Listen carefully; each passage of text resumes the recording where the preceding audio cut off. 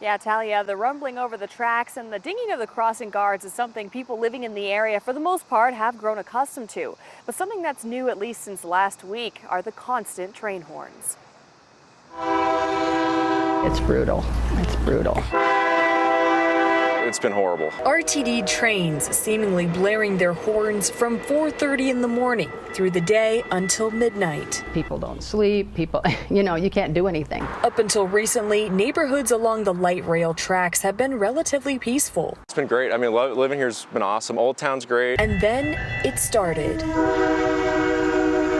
Right after the CrowdStrike IT problem, and we didn't receive any notification at 4:30 in the morning. It was like, what is going on? RTD tells Fox 31 the Denver Transit operations are experiencing hardware and software issues on the commuter rail system, which has resulted in the need to sound the horns on their A and G commuter rail lines. In an email to Fox 31, an RTD spokesperson said, quote, RTD recognizes this can be disruptive and apologizes for the sound caused by train horns because of these issues. They say they're working to resolve the issue, but right now there was no clear end in sight. It's terrible. You really can't sleep.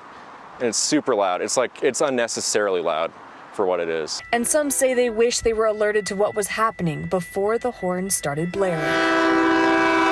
Quiet zone is no right now because something's not working. That's all we ask is if it's not working, let us know. Let us know. Yeah, those trains go by every 10 minutes or so, blowing their horn almost every time.